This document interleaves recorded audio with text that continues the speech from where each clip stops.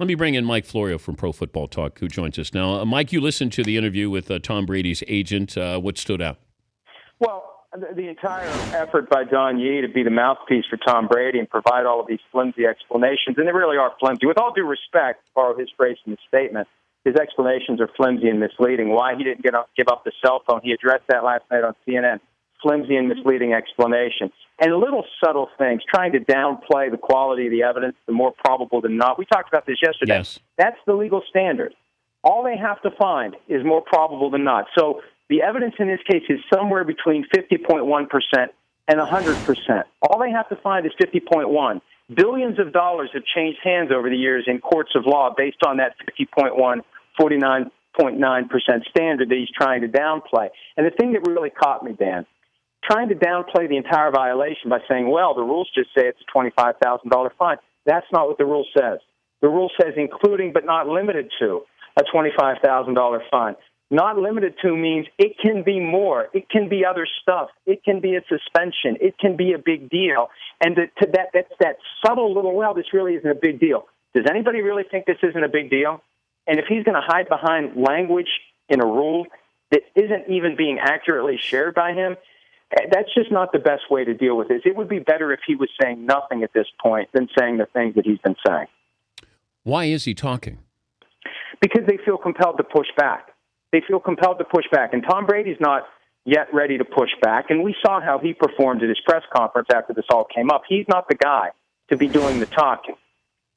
So Don Yee is, but he's not the guy to be doing the talking either. That's the mistake they're making here strategically. The stuff that Don Yee is saying, all due respect to Don Yee, may be a fine agent, may negotiate the hell out of a contract, but not the guy to be the PR rep for Tom Brady in this instance. So either Tom Brady talks or nobody talks, and I think it would have been better for everyone if nobody talks until this is all over, because Don Yee, in my opinion, is not helping Tom Brady with the flimsy and misleading and, as it relates to the penalties, false information that he's perpetrating.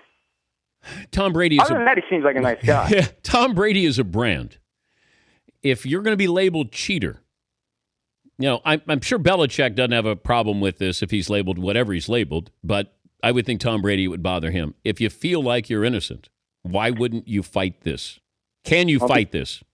Because, well, you can fight it within the confines of fighting back against your suspension. He'll have appeal rights through the collective bargaining agreement. He'll have the ability to take it to court if he wants to, like Adrian Peterson did, and got a ruling vacating his suspension. And now that's all resolved. But with Tom Brady, he does have avenues to fight the suspension. You've mentioned the possibility of a defamation lawsuit. Any rights that he's going to push on his own behalf have to flow through the collective bargaining agreement, which means he'd have to file a grievance. He would go to arbitration. He could never really get away with a lawsuit over this. And I think from his perspective, that's the least of your concerns. Look what happened to Roger Clemens when he decided to file a defamation lawsuit. You open up your entire life for examination at that point. I think Tom Brady's best play is come clean, provide the information on your cell phone, unless you really are hiding the smoking gun, and hope for the best. And if you think the NFL's process is flawed, then take advantage of your rights under the CBA and appeal the suspension.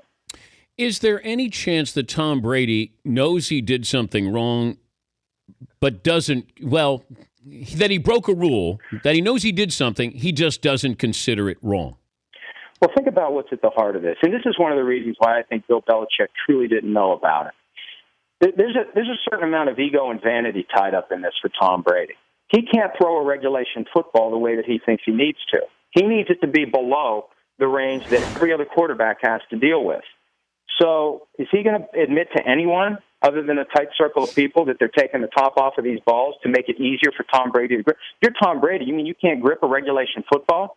Tom Brady can't grip comfortably a football that's inflated to the same standards everybody else uses? Andrew Luck uses a 13-pound ball. Aaron Rodgers wants more than 13.5. Tom Brady doesn't have the hand strength, the arm strength to throw a regulation football. I think that is really part of this. And I don't think he wants to admit that to anybody, that he's got concerns about his ability to throw a regulation football. So I can understand why he'd keep it quiet, why Belichick wouldn't know about it, and why that's something that he's going to deny not just because of the penalty, but because of what it says about his overall abilities to throw a football. Yeah, but he threw it pretty well in the second half. Well, that's the thing. That's where the ego and the vanity come into this. Okay. He doesn't need to do it. Yeah. He doesn't need to do it. But at some level, he thinks he needs that. It's a bizarre situation, and it's understandable why the first line of defense is to deny it, because you admit this, and it's like, what's wrong with you? Why do you feel like you need to have air taken out of the football? You throw it just fine when it's at 12.5. Best guess of the commissioner's punishment? Minimum 4 games. Minimum. Well, look at it, Dan. We got 2 violations. We have the violation of the rules that go directly to the integrity of the game. I mean, guys get suspended for marijuana use. They get suspended for off-field misconduct that has nothing to do with the game. You get 1 positive test under the PED policy, you're suspended 4 games. So I think the baseline is 4, plus whatever else the NFL does for his failure to fully cooperate with the investigation. If you let him get away with that, any other player, any other coach, any other team going forward can say, I'm not giving you want my phone? Tom Brady didn't give you his phone. I'm not giving you my phone. So that's a much bigger deal than I think a lot of people realize, the failure to cooperate. So it's 4 games, I think, for the violation, and something on top of that for the failure to cooperate. It's going to come down next week? I think it's got to come down the sooner the better, because it will at some point look like this was put out there to gauge public reaction. I mean, I think it was put out there in part to show full transparency. You have the report before the punishment, but you can't let the punishment linger too long beyond the report, or it will look like they're taking their time to have surveys and polls and talk to different people and base the decision on something other than what the right thing to do is. Thank you, Mike.